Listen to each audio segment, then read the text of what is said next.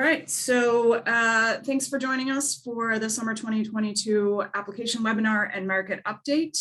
I'm going to turn it over to Michael, who is going to give a market update first, and then I will get into the application portion of the webinar.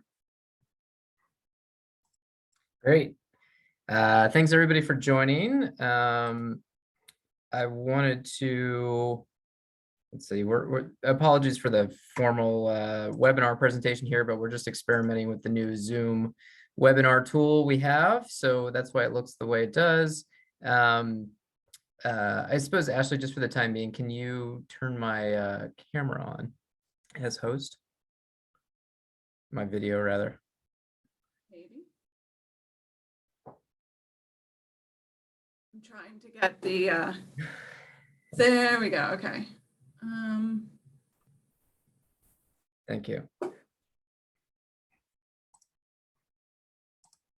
Okay, so welcome to our summer webinar. We've done this for a number of years now. Idea here is to give you a little bit of a market update and then walk through the application for those of you who are new or reorienting yourselves for the first time.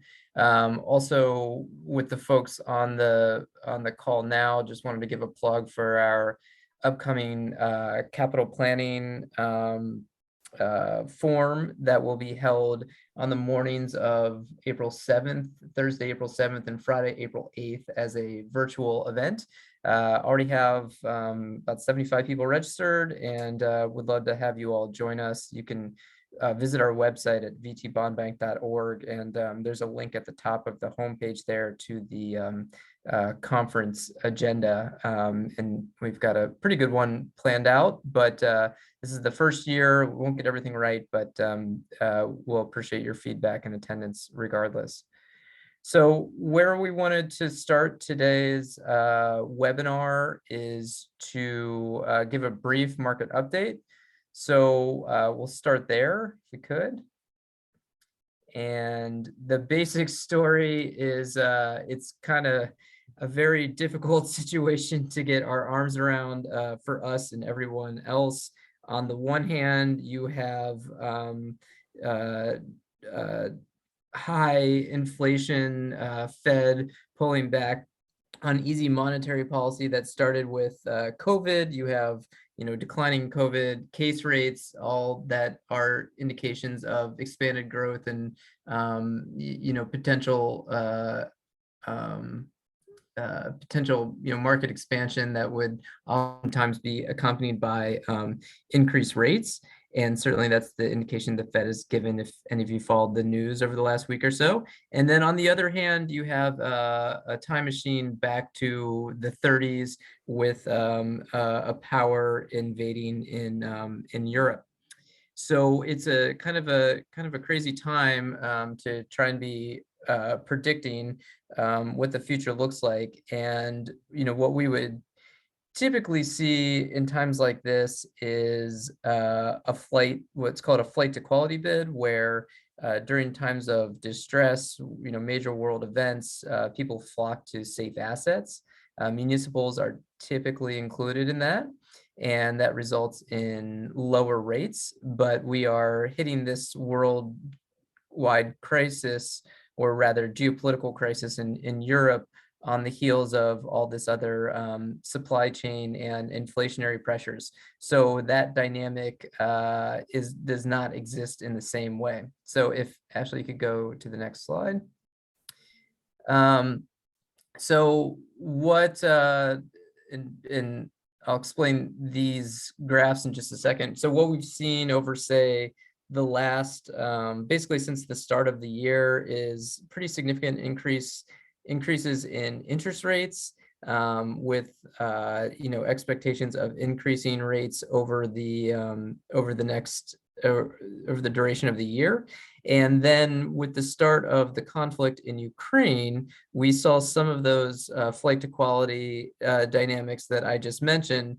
And as a result, the 10-year Treasury, which is kind of the benchmark, has been jumping all over the place. So we saw it, around 2% or so just prior to the start of the war in Ukraine, jumped down to 1.7% in the early days of that as oil prices shot up and there was expectations of potentially, lower worldwide growth.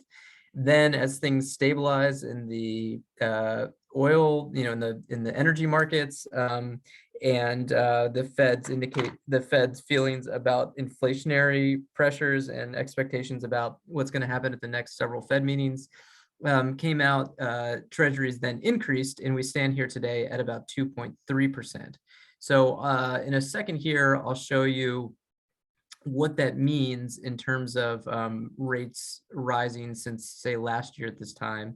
But for the time being, despite the overall increase in the 10-year treasury, most of the movement in the interest rate markets has actually been at the front end of the curve.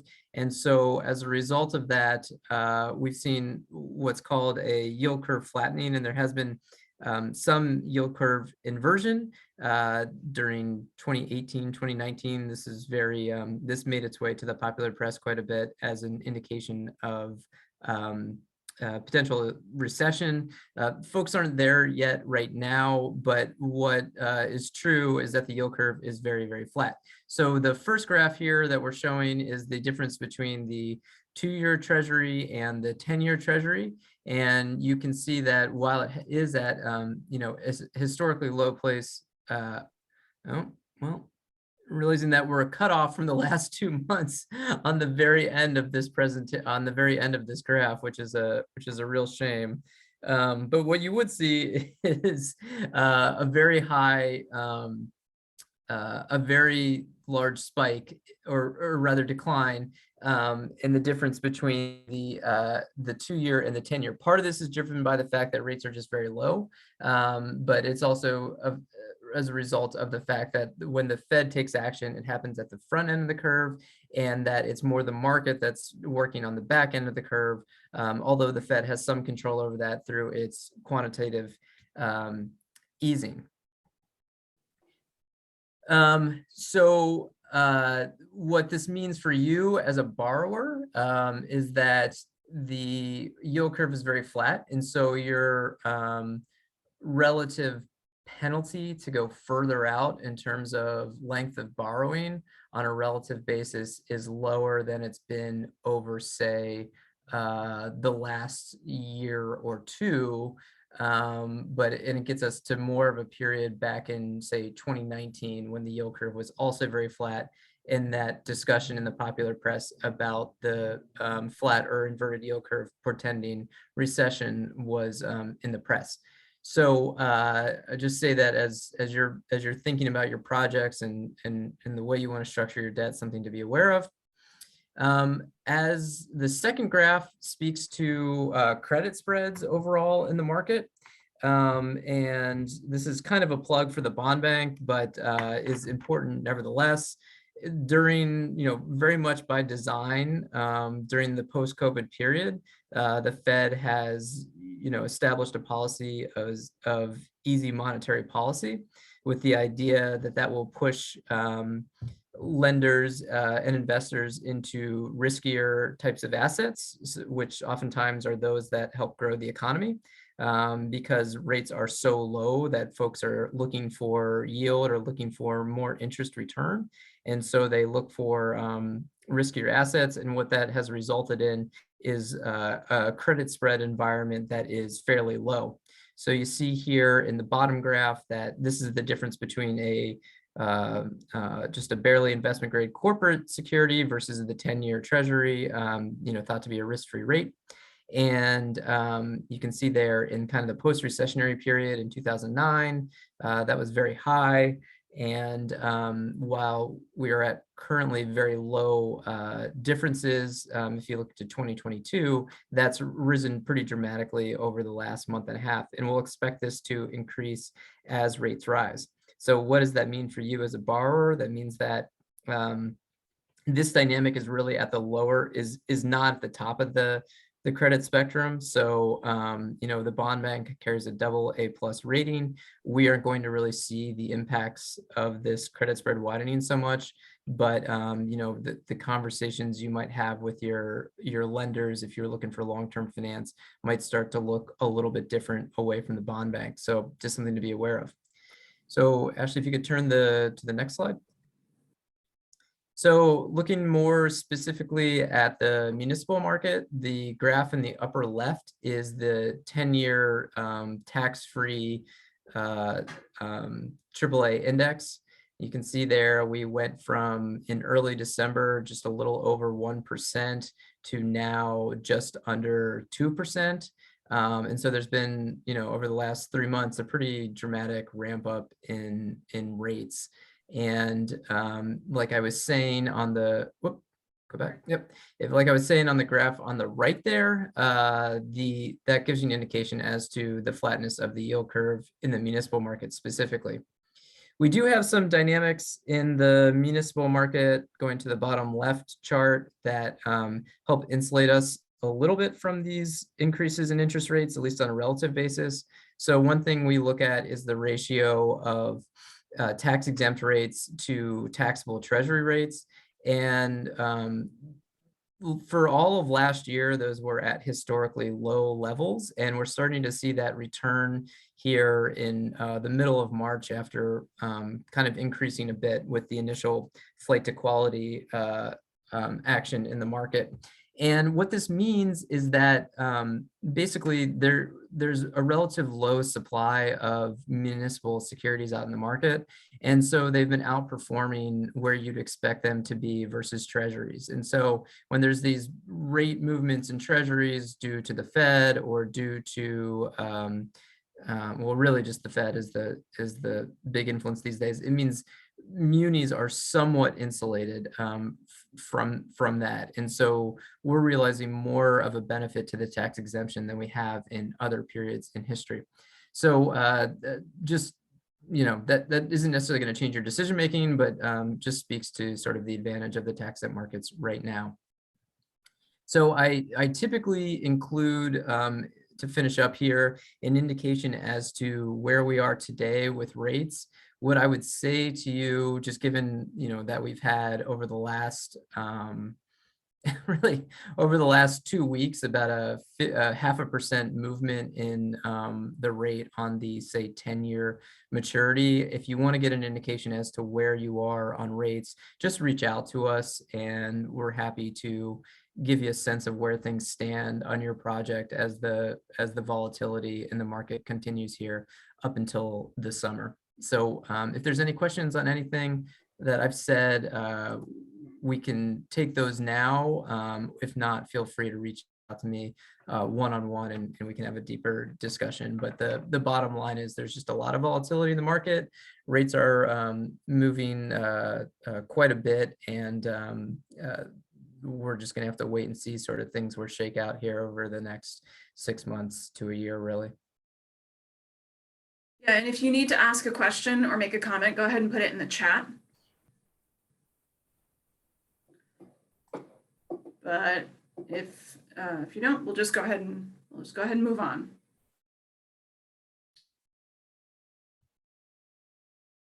So for those of you who have attended this webinar in the past, a lot of these slides are going to look very similar. So for those of you who have been here before, this is just a refresher. For those who are new to us, there will be a quiz at the end. How many of actually pretty much all of you have ARPA funds that have come through.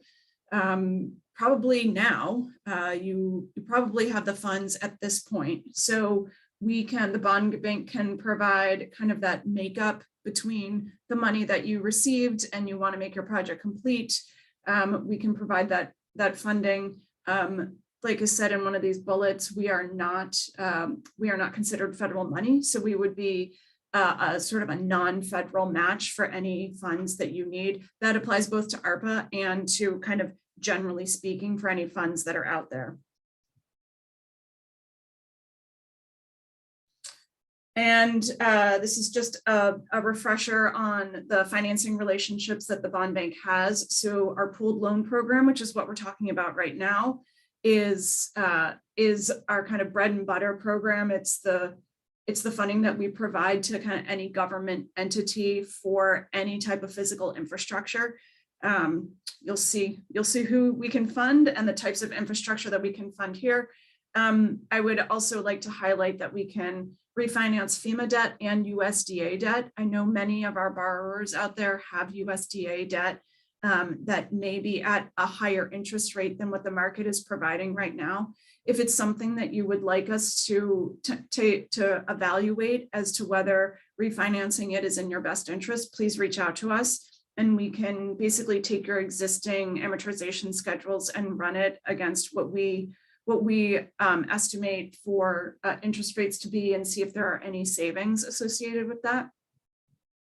I also want to point out that the bond bank does also co-manage the state revolving loan funds. So if you have a drinking water, a wastewater, or a stormwater loan with the Department of Environmental Conservation, bond bank is actually the holder of the loan agreements, and we work with People's United Bank on the invoicing and billing. So you will see a lot of communication from the bond bank regarding those loans. And just as a side note, because I get this question frequently, if you are expecting to receive all of your financing through the SRF for your project, you do not also need to apply to the state you do not need to also apply to bond bank. Essentially, applying to the state revolving loan fund provides bond bank with much of the information that is needed to complete the application. So just some bond bank highlights. Michael had already mentioned that we have a AA+ rating, which kind of gets you the best rates, better rates than if you were to access market yourself. We provide technical expertise on structuring these loans. By participating in the pooled loan program, we kind of put you all together. And so that means economies of scale, again, better than what you could do if you were to access the market by yourself. We don't have any application fees or any ongoing fees. So that's kind of a real benefit to you. The interest rate is the interest rate. The application is an online application, and pretty much all of the information that we're going to need is requested in that online portal. There may be some follow-up information requested as we get into our underwriting, but pretty much everything that we need should be answered in the online application. And then, of course, we monitor the market to see if there are any opportunities for refunding for existing loans. That's at no cost to you. It is a benefit that we provide. Of course, it can't all be good news. There has to be some considerations or negatives, I guess. So you must comply with tax-exempt financing rules. That generally means that if a project is funded in the public's benefit, it needs to remain in the public's benefit. We do only go to market twice a year, applications permitting, and there are semi-annual interest payments or loan payments required, one being exclusively an interest payment and the other being a principal and interest. And funds must be requisitioned from our dispersing agent, which is US Bank. They do have a very quick turnaround. And basically what that means is that funds are not kind of immediately available to you through a like they're not deposited into your bank account. You do have to seek out those funds. And of course, the term of the financing must align with the expected useful life of the asset, and bond bank cannot provide loans past 30 years. So this is just another summary table of kind of how what our loan rate and terms are. I will be sending out a copy of these slides when we're done, so you don't need to hurriedly write this down. You will have it in your inbox after the meeting is done. So this slide is just to kind of try to represent what a refunded loan would look like. So you can see here, and Michael may be able to explain this better, but essentially what you will see is on the left-hand side is you'll see the original loan with the net interest cost versus the rebated or the refunded loan on the right-hand side. And it just shows that we provide the interest savings as a credit. And that's. Let me I want to add something in here. So what we're doing is we're keeping your existing loan agreement in place, and then so you don't bear any cost of reestablishing that loan agreement with borrowers council and the like, and then passing back savings in the form of a rebate, which those of you that use the program have seen. What we've done more recently, starting in 2001 or 2021, which was the first refunding that I took part in, was to change the methodology by which we are establishing the savings. So it used to be, as is present in this Middlebury schedule, that we would pass along savings wherever we found them when we refunded the underlying bonds. Municipal bonds are priced with varying coupons that make the savings distribution not necessarily uniform. And so that's why you see these kind of funky refunding savings rebates, like in this Middlebury example, you would expect that they would have more savings when more principal was outstanding, but in fact, the schedule that's shown here does not conform with that. So what we did starting in 2021 is that we front loaded the savings to match the amortization of the principal, which is more what you would expect to see if you went out to, say, a private lender to do your refunding. So those of you, there weren't a ton, but those of you that were part of one of our 2021 refunding deals will see saving schedules that look a little bit more market driven, so to speak, and we'll continue that process going forward. You'll either see that you can take a look at your our loan database. Most of those are loaded. I think all of those are loaded in on our website. But if you have specific questions, feel free to reach out to me. Thanks, Michael. All right, so getting into the application. So these are kind of things that I would recommend you gather prior to sitting down to complete the application, just because it'll keep you from being like, oh crap, now I need to go find this thing. So Bond Bank does require that you have at least 1 year of externally audited financials, and the preference being that 1 year being the most recent fiscal year that's completed. We do prefer to have 3 years. You need your bond counsel opinion letter to get a list of debt on the spreadsheet. So I will be, in addition to these slides, sending out, I'll send out the Excel spreadsheet that we have for, that you'll input your debt, a capital plan if you have one, details about the project, impact data. So basically we need to kind of understand what this project's doing. So if it's a road project, how many miles or linear feet of paving you're doing, if it's a culvert, the size, if it's an energy project, how much energy is either being created or saved, things of that nature. We do need the State of Vermont Auditor's Checklist, which it's linked in these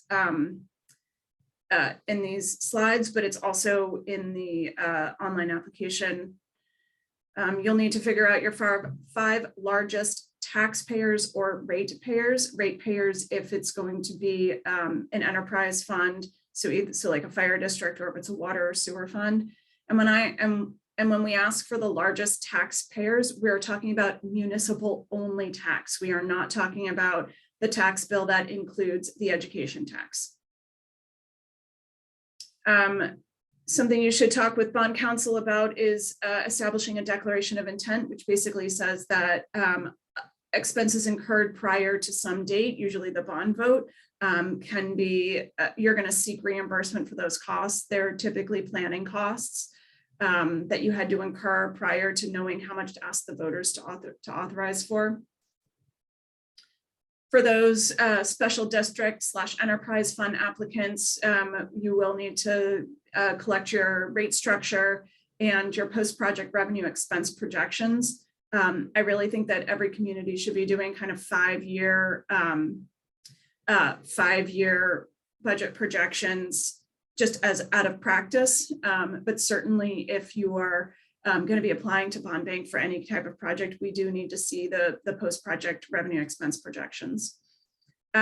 April has a question, where would we get a bond council opinion letter for a school district? Your school district will have a bond council either on retainer, or you can seek out a bond council. We have, I can send you the link. I'll put in the link in the chat to our webpage that lists bond councils or bond bank approved bond councils, and you can request a bond council opinion letter from them. They'll essentially review your warning and your vote and your certification and basically say, yep, you did everything in accordance with the law. We are in agreement that this bond vote was done correctly. Okay, so back to application highlights for school district. We do ask for education spending over the past 2 years and the current year, and then the homestead tax rate for all the towns in that school district.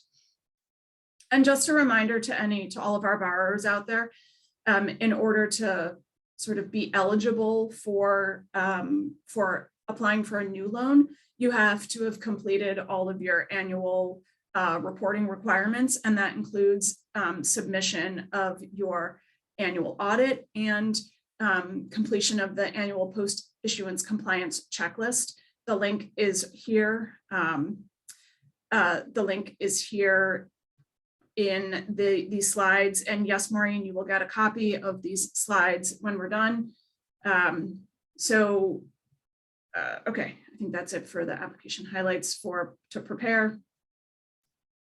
So while completing, these are more of just like helpful hints that I've learned over the couple of years that I've been troubleshooting with people. So bear with me on them.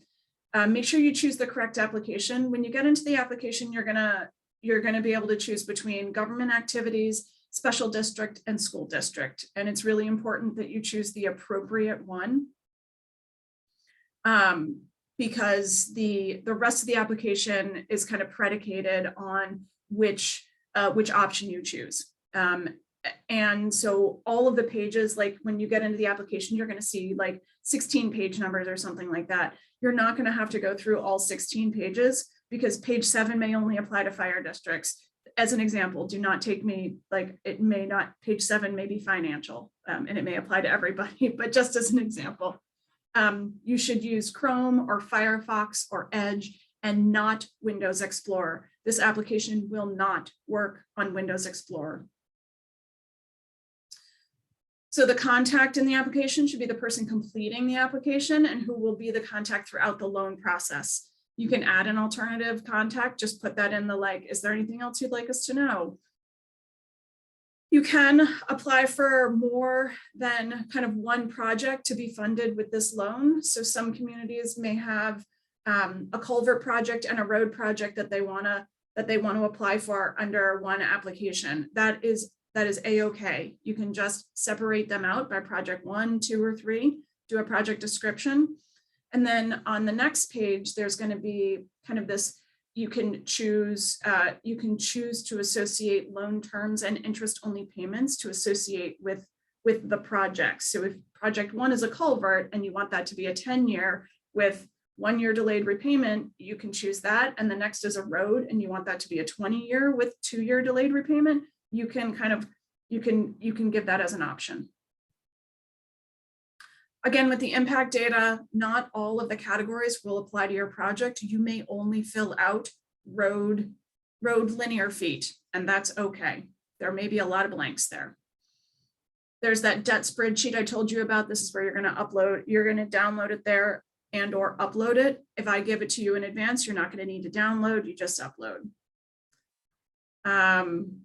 The application will save automatically as you progress through. You do not need to do save draft at the end of each page. I would say do save draft only if you are leaving for the day.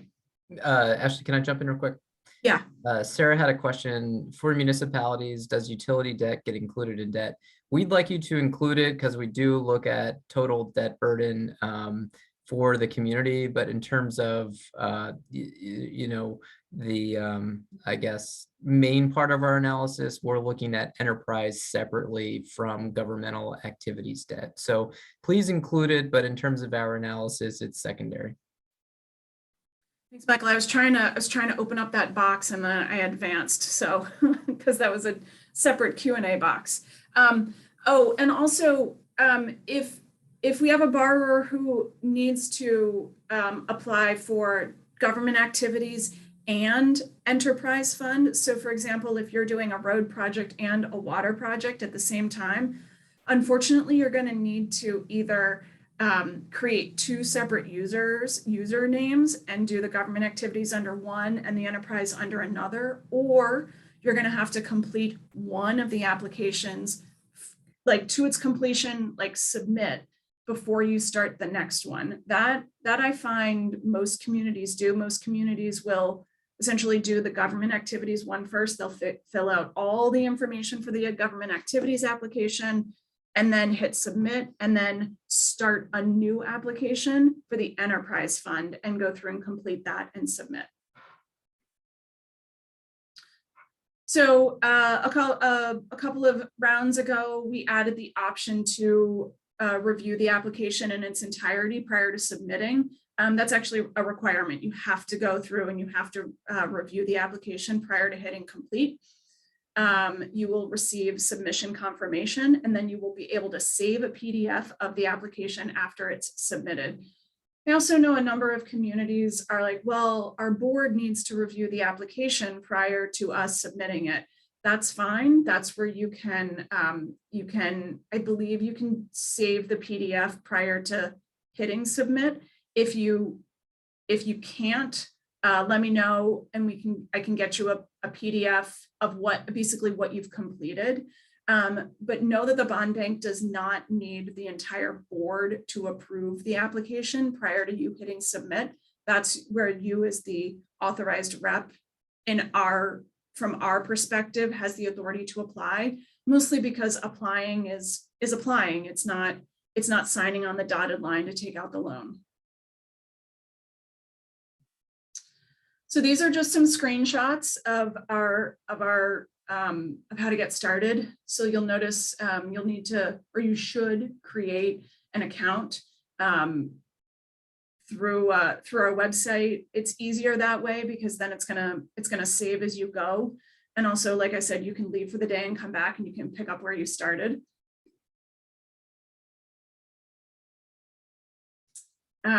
Once you've logged in, you can go to either apply now or you can go to my submissions.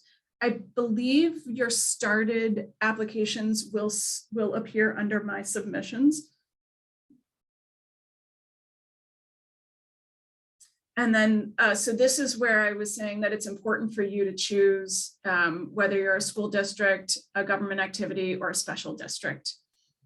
And again, you don't need to save draft before you go to the next page, but I would recommend that you navigate through the application using the red buttons at the bottom and not the forward and back arrows at the top of your browser.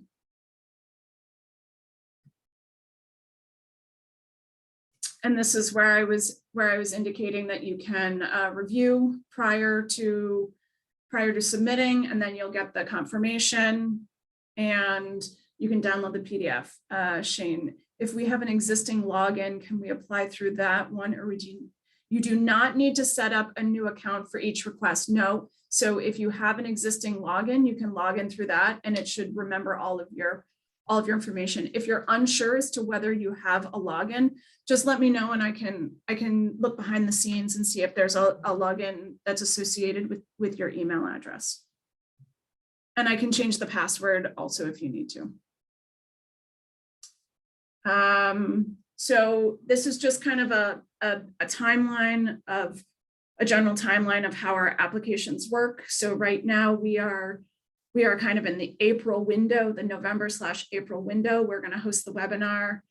And we're available for technical support. This application is due Friday, April 29th. And so we will begin our underwriting of these loans. Typically the middle of June for the summer bond pool is when we have our kind of internal approval of the loans. And the end of July is when we will go to market and price. A reminder is we won't know the interest rate of these loans until we go to market. And for those of you who are like, well, what if we don't like the interest rate at that point? Can we pull out? The answer is no. So you have to kind of just have to go with the flow. There are opportunities to get out of the bond pool prior or after you've applied.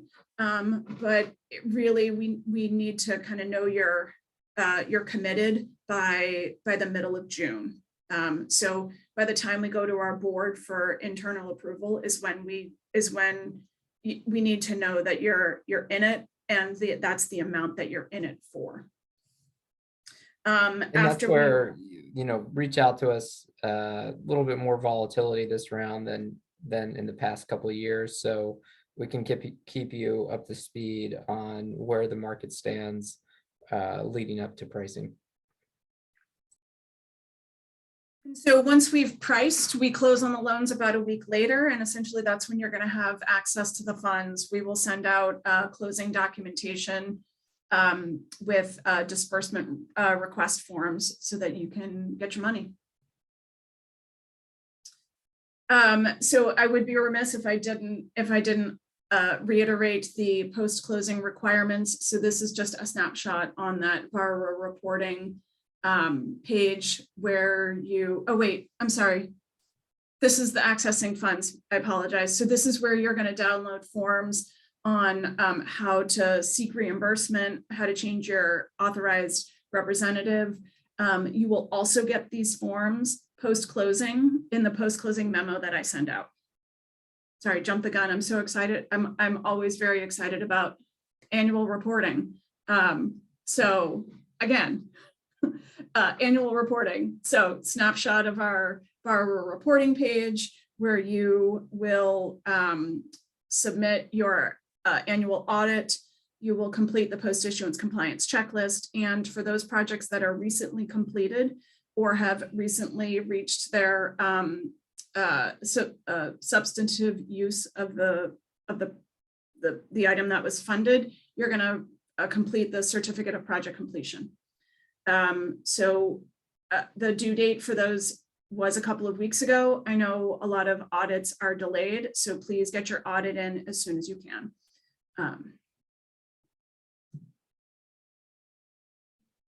Oh, yeah, and here's the reminder on the capital planning forum. You can go to our webpage and there's a ticker across the top where you can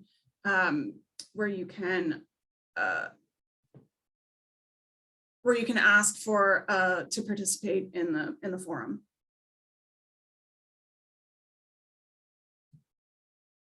And finally, these are our contacts. So I should note that I am actually leaving the bond bank. My last day is going to be Friday, April 8th. So I will not be here for your submitted applications, but I will answer as many questions as I can between now and April 8th. And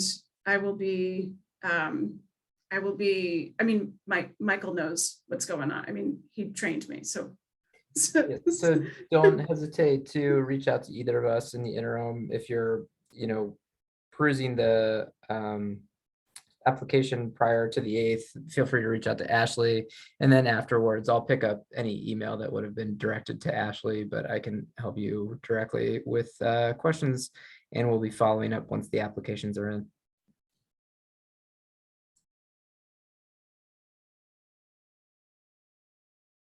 Okay, so that's that is it. If people have comments, go ahead and put it in the chat. I'll leave it for a couple of seconds. But if not, like I said, I'll follow up with a copy of these slides, and I will figure out how to get a recording out to everybody. But if not, looking forward to answering any questions about your projects. Won't be reviewing your applications. So, okay. All right, thank you. Thanks, everyone. Take care.